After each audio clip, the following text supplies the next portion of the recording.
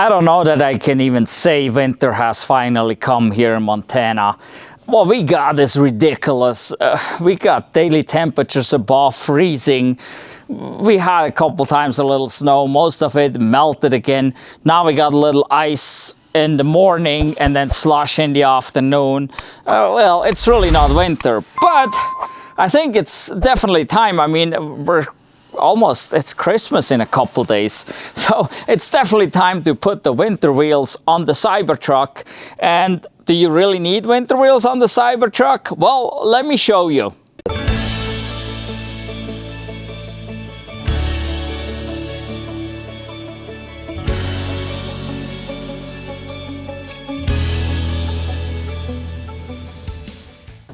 Right here we have the 3 wheels, and so this right here, this is the Foundation Series Cybertruck's wheel.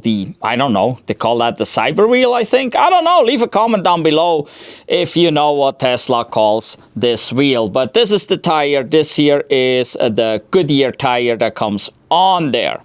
In the middle, we have the tire that I'm going to put on right now, which is a Bridgestone Dueler, which it has a severe winter rating. It's not just an all-season tire. And then over here, we have the non-Foundation Series Cybertruck tire. And again, I don't know what they call that wheel. Leave a comment down below if you know what this wheel is called. And this is a Pirelli. So there are different brands that Tesla puts on, but this here is basically an all-season tire, as well as this here is an all-season tire. But just because they're called all-season doesn't mean they're good for all seasons. As you can see, this tire here has these blocks right here, right? Basically, it's kind of a blocky tire. It's got a few sipes here and there, but it's not a winter tire. Not at all. Why not? Well, this is way more of a winter tire here. So you can now see the blocks are not like square or rectangular anymore. Here in the middle, they have different shapes. And you can see the siping here. The siping is not just a straight cut. It's actually a zigzag cut on all these sipes.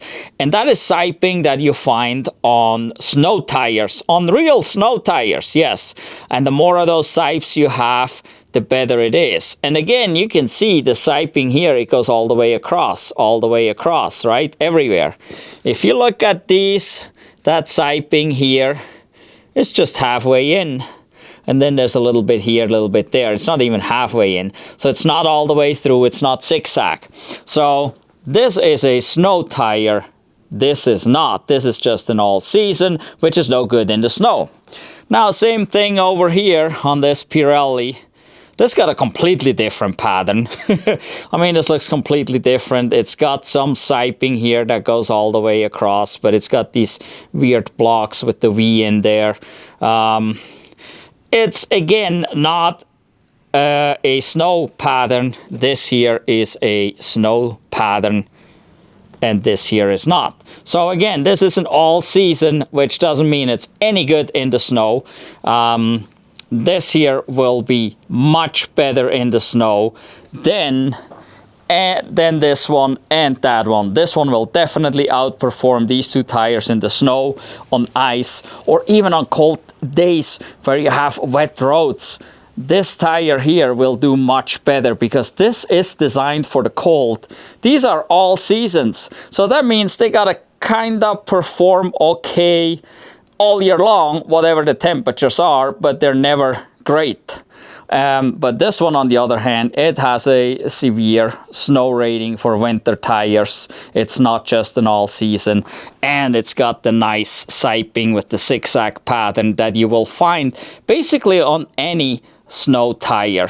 And I got other videos, so go check out my channels with the videos about winter driving and snow tires. You might find out that you actually need snow tires where you live. And I got my tools ready to change the tires. I got a floor jack with a couple rubber pads on it. I got my torque wrench with the 21 millimeter socket on it. I also have an air impact because that makes it a lot easier to get the wheels or the lug nuts off and back on. And I'm gonna use the same 21 millimeter socket that I have on the torque wrench. Got an air hose and a little tiny compressor back there. Little tiny compressor is a little bit undersized to actually do 4 wheels. Well, it's not undersized. It can do it, it just takes a little bit longer because it's gotta run more frequently and you gotta wait a little bit. If you have a bigger compressor, that's even easier. But this compressor is also the compressor I take along, like if I go off-roading somewhere, I'll bring this along and a spare tire, and then I can deflate my tires, reinflate tires if I have a flat, whatever. I got the tools and with me as well as a spare, so this setup is basically what I will carry going off-roading. But today we're just needing to get rid of these and put the real snow tires on, because I already been sliding around with these on my last trip to Island Park. There is a video, so go check that video out too. There was not much snow, but it was a little cold, and yes, these tires do not perform well at all, not at all. So I definitely need to get those Bridgestone dualers on, and I'm pretty sure they perform much better. Changing tires on the truck is basically straightforward as it is on the cars and stuff. And I have a couple videos on, I think, where I change tires on our Teslas. And the nice thing is they're so stiff, usually you can just lift in one spot on one side. So we're just gonna lift on the back here on the jack spot to get the truck rear and front wheel off the ground at the same time with one floor jack. This floor jack is rated at 3 tons, 6,000 pounds. We're only lifting, well, maybe half of the truck. The truck is 6,900 pounds. So let's say we're lifting 3,450 pounds only, but we have a 6,000 pound rated jack, so no problem. We're just going on this one spot here and swap both wheels out on this side at the same time while we're up.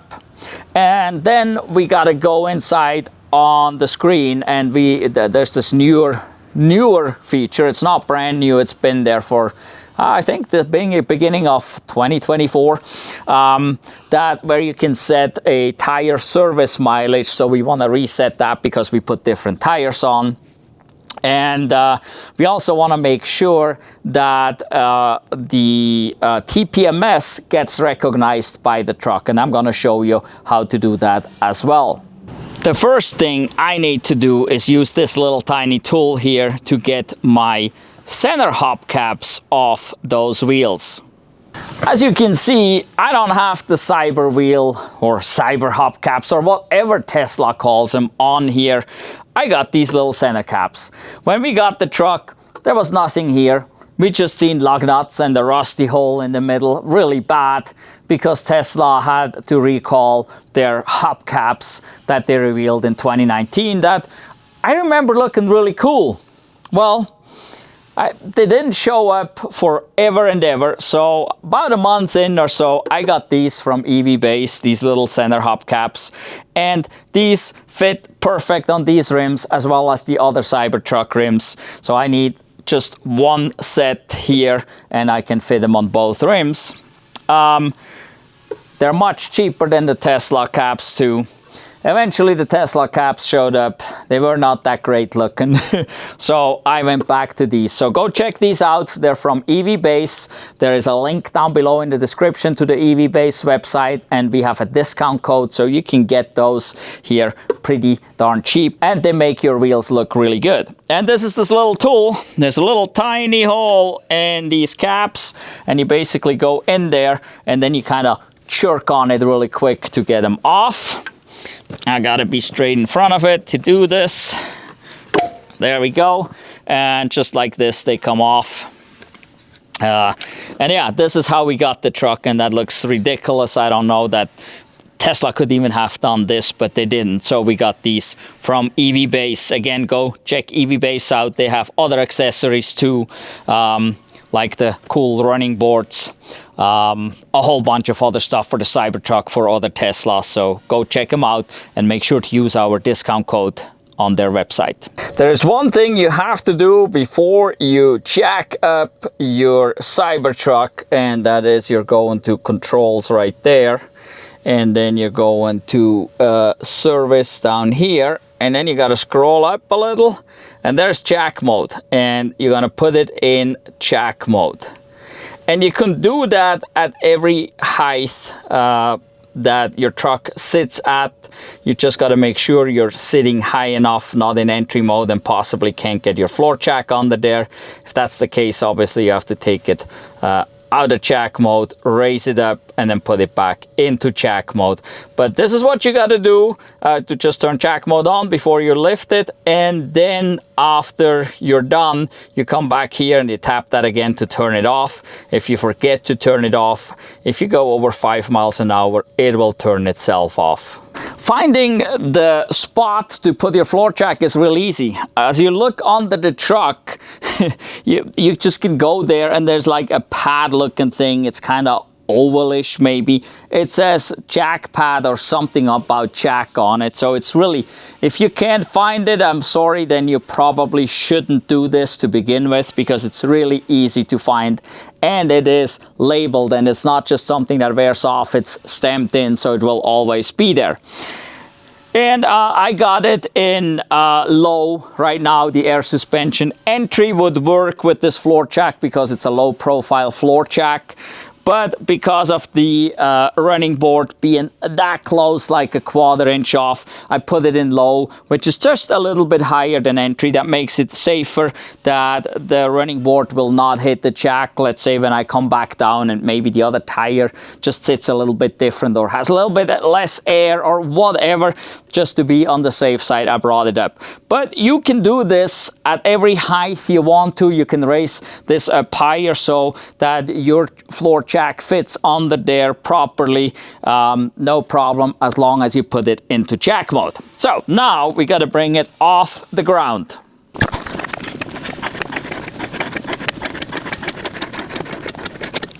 Okay, as you can see now, we're off the ground there, but we got a huge gap here. Why do we have a huge gap there? Well, the air suspension is disabled in jack mode, but it lets basically the wheels just fall all the way down. So I had to pump quite a bit. If you put it into extract mode first, so you go into the off-road app, so you can put it into extract mode, the air suspension goes all the way up, and you'll have this gap already before you lift it up. Then you put your floor jack under, and well, you put it in jack mode. After you put it in extract, get this, then put it in jack mode, then you put your floor jack under, and you only have to raise it up a little bit. You don't have to pump nearly as much as I just had to get this wheel off the ground, because you already have this. So that's just a little trick. But it works at any height you want to. That is totally up to you. But now we got to make sure we get the front wheel off the ground. And we are. Okay, so we're good. So now I can replace both those wheels, which that's pretty basic. We're getting all the lug nuts off, pull the wheel off, put the other wheel on, put the lug nuts back on.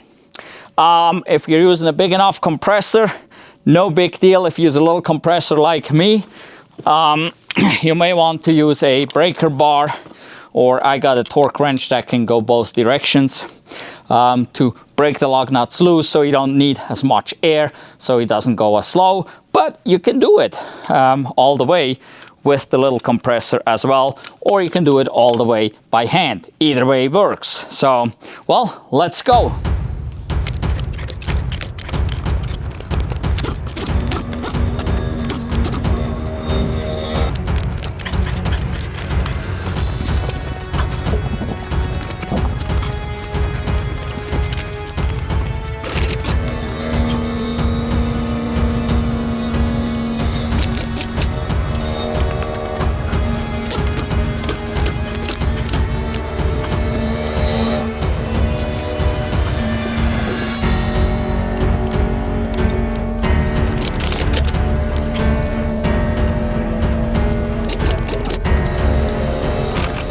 And when you got the wheels on, you got to use your torque wrench. It's 151 foot-pounds or 205 Newton meters for these.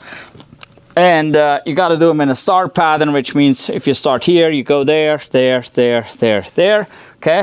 Also, what I did, I put 2 opposite nuts on first, use the impact to suck the wheel on, and then that makes it easier to get the rest of the lug nuts on because they're quite far in the rim, so it's kind of hard to get to unless you put the 2 on and then suck it in. Make sure you put all the lug nuts on by hand with your fingers so you do not cross thread them. That's very important. And then it's always easier to push down, not pull up, push down. There we go.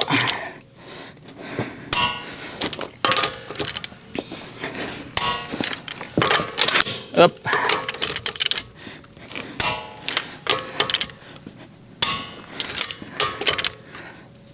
There we go. And you go 1, 2, 3, 4, 5, 6. When you tighten the lug nuts, you want to make sure they always turn before you get a click. If you get a click right away, then so let's see, like this, then you probably over torqued it already. So, but you just go, they gotta turn and then click, and you want to go slow because if you're going fast, this kind of jerking action may actually under torque the wheel then, and then you just go around and check it one more time. And that is almost it. We got to put the little hubcaps back on. And these fit both style wheels. You may have noticed this is really not the same style as the other one, but the center hubcap fits, but not the Tesla Cybercaps or whatever they're called.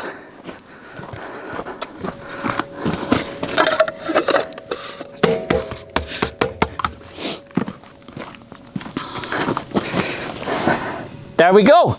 And I'm on the other side already, so I'm done now. But this is how you change the tires or wheels on your Cybertruck.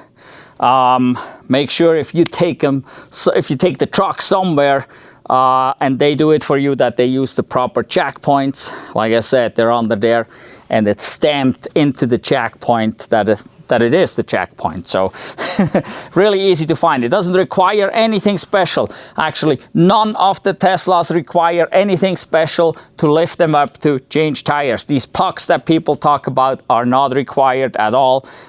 You gotta have some rubber between the metal cup on a jack and the metal on a vehicle. That's regardless of the vehicle, but no pucks or anything are required on any of those Teslas.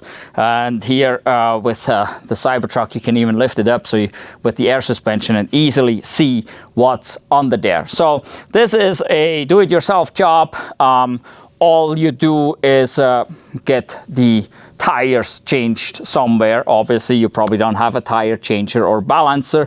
Neither do I. So I bought these tires from Costco, and then I took the wheels there. I got these wheels from eBay, 4 of them for $1,600 some dollars plus shipping. So for $2,000, I got 4 wheels with brand new all-season tires. We pulled the all-season tires off, put these snow tires on. So now I got these Cyber tires that came with the truck, or Cyber wheels, that I can still use again next summer. And I got these winter wheels here that I'm gonna use right now, probably next winter again. And then in like 2 years from now, whatever, I'm gonna use those other summer tires or all-season tires for the summer that I still have that came with these wheels. So that's a pretty good deal if you don't go for the Cyber wheel that was on the Foundation, whatever it's called. If it's on the Foundation series, they want more money for those. For some reason, these are cheaper. They look very similar. They're totally fine to me, especially for the winter time. No big deal. But now I have snow tires, and so what we need to do at this point is inside we need to reset the tire maintenance setting, and then we need to look at the settings, so to make sure that the TPMS here, the tire pressure monitoring system sensor that's in the wheel, is getting recognized by the truck. So now here in the truck, by the way, this here air pressure tires very low. There's another video out there, you can go watch that, where I just did that before I swapped the tires here, where I actually deflated a tire completely to see if it can be swapped by just using the air suspension. But go see that video, go watch that video if you're interested in that. But that's why this fault code is here. There's not actually anything wrong at this point. And if you just change tires, this won't be there. But what we want to do is we want to tap this right there. Then we'll scroll here, service, tap service, and then you can see up here, tire service mileage, approximately 12,000 miles ago. So we approximately have 12,000 miles on this truck since it was new, and that is why. If we look here, you can see this is the tire that I deflated. This has not updated. This was only 47 minutes ago. I'm pretty quick. So these will update once we start driving. Tire sensors do fall asleep once you park and no longer send a signal or send the information to the truck. This is with all TPMS the same, and then as they start rotating, they wake up. So, but we need to reset this here.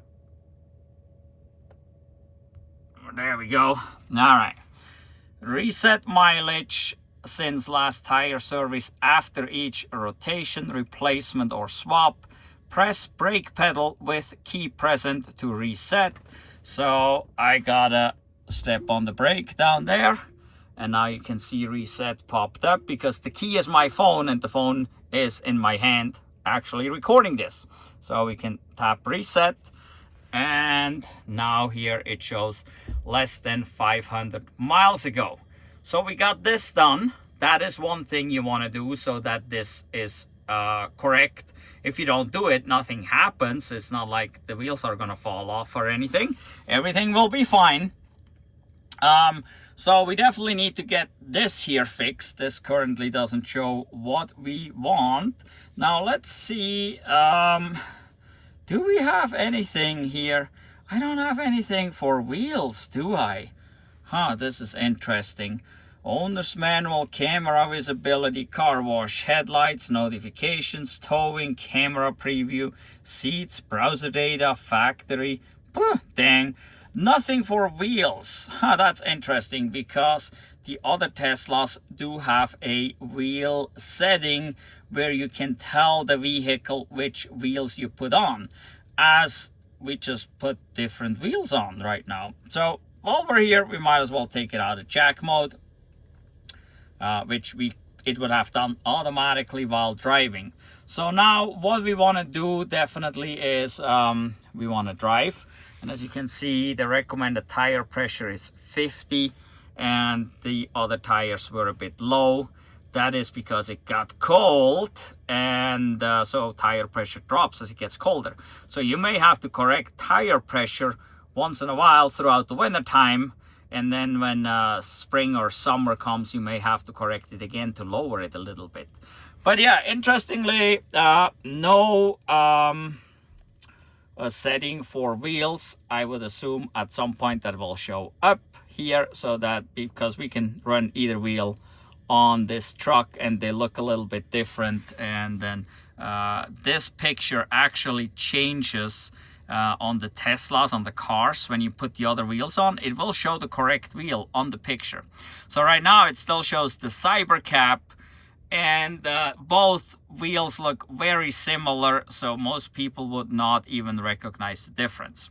All right, well, let's get the truck started and go for a drive so we can make sure these sensors here read correct. And this may actually ask us even then as we're driving if we changed the wheels.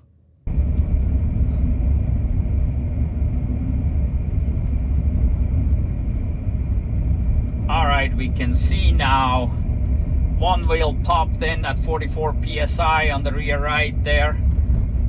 They're starting to pop up now. Okay, there we go. So I think they're all updated now. They're all showing 45, which it is expecting 50. And the one at 46, it thinks it's all right. It's funny. So you don't really have to worry about which one shows up amber and wrong or whatever. That is really not an issue. Whenever you get a notification that tire pressure is low, then tire pressure is low, and you just need to check it, right? So at this point, they all four updated. You can see there the bottom left actually flickered, almost got 46, I guess, or something. So it's almost correct. But what we wanted to see here is that it starts reading those sensors that we have on the vehicle. And it did, because they all four did update. We were able to see that. Now, the only thing is the pressure is too low, according to what it shows at the towards the top left there, where it says recommended pressure. It shows 50 psi.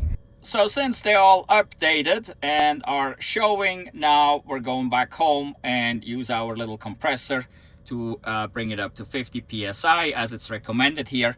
And do not use this here as your gauge. This is not a gauge. Use a real tire pressure gauge, inflate the tires properly to 50 psi, and then we'll go on another drive and make sure it reads correct. I inflated all the tires to 51 psi. You can see here it still shows 46 or 45 there, and about 8 or 9 minutes ago, because I have not driven it yet. So I gotta disconnect the compressor that's rattling back here on the tailgate and go for a drive to make sure this updates to the 50, or actually 51 psi. Why 51 psi? Well, in the morning it will be much colder, so the tire pressure will actually drop overnight, and I'll probably be about 47, 48 in the morning. So being at 51 right now is not an issue at all. Here we go. I just backed out and started driving, and the sensors woke up, and now they're all showing 49, while my tire gauge showed 51. Duh!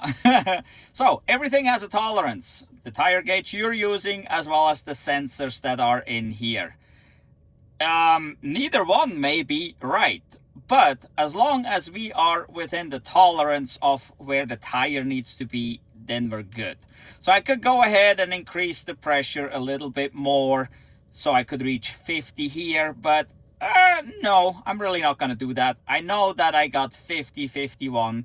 And from now on, what I want to do is I want to look at the tire and how it wears. And if the tire wears in the center more than on the outside, then my tire pressure is a little bit too high. If the outsides wear more than the center of each tire, then my tire pressure is a little bit too low, and I can go a couple psi up or down. But we can see here it updated. They all show white, and that's all we're looking for at this point. 49 or 50, it really doesn't matter. All right, so this is how you change tires in the Cybertruck here. The menu is a little bit different than on the other Teslas. If you want to go see how it is in the cars, I did a video not too long ago where we changed tires and rotate the tires actually, and I will show you there what you need to do and what you can do in regards to the cars. The truck is a little bit different at this point. It doesn't show the option, or doesn't give the option of the two wheels as it does in the cars, where it gives you all the options for the different wheels that you could put on there. So And here it does automatically just recognize the new sensors. It does that too in the cars, but in a car usually it asks you if you changed the wheel as well. Since we don't have a change wheel option here, it just recognizes it, and there it is. And you just want to reset your tire service mileage to keep that accurate. And then I think there was just an update where you now can put more service information in. I gotta look into that and see if that has anything else where I could put any details in regards to if I actually changed tires or rotated tires, because the tire service mileage doesn't specify what you did. But I don't know that at this point. I have to look into that. But we got snow tires on, and that's what I'm all excited about now that it's getting maybe winter. We don't know. Really not much snow right now. We got some snowy, icy conditions, but really not much snow. But so come January, February, we might get a lot of snow. Who knows? But I'm happy to have these tires on, and I definitely will let you know if they're any better than those Goodyears that were on here and how good they are. But I'm sure they're definitely better. The question is how much better and how good they really are. All right, well, that is it for this video. It's getting dark. I hope you can even see this with the interior light here. It's getting later in the day. Well, it's not even that late yet, but well, it's what, the 20th or 21st of December. So yeah, I think it may even be the shortest day in regards to daylight today. So well, make sure to give us a thumbs up for this video. Go check out our other videos. We have lots more DIY videos for all these different cars that we have. Obviously, there's not too much to do on the Cybertruck yet. Everything's under warranty, but we got a thing or two on the Model 3. We got a few things on the 2013 Model S. Overall, there's really not that much going on with these cars because there's not that much that goes wrong with these cars. But there's a few items, easy maintenance items that you can do yourself. Definitely, just because it's an EV doesn't mean you can't do anything at all. No, actually, you can do the basic things real easy on most of these cars, and don't need to go see the Tesla service center or a dealer if you have a different EV. So yeah, and feel free to share any and all of our videos with your friends, family, co-workers, or all the haters out there. I don't care. And leave a comment down below. You know, tell me what you think about those videos. Tell me hi, whatever. Comments are important to stimulate the YouTube algorithm so that it will show those videos to more people, and then more people can see EVs are actually really darn good, and they're good for the environment. They're good for the pocketbook. They're fun to drive. I mean, I don't know. I haven't really found anything bad yet. Even the charging is not that bad. Yes, the trucks right now, like the Cybertruck, they may have a little range issue. Actually, yeah, so maybe go see one of our previous videos that talks about bad range. Just so you know about that too. But overall, EVs are great, and yeah, feel free to share our videos with anyone you like on any of your platforms that you're using for social media. And don't forget to go down below into the description and check out EVBASE. We got links there going to the EVBASE website and the discount code. That's where we got the running boards for the Cybertruck 4 and these little hubcaps I showed you today. So they all come from EVBASE. EVBASE has lots of cool accessories for the Cybertruck, for the Rivian, for other Teslas, for other EVs. So go check out EVBASE with the link down below and use the discount code when you purchase something. Well, in any event, thank you for watching. Goodbye.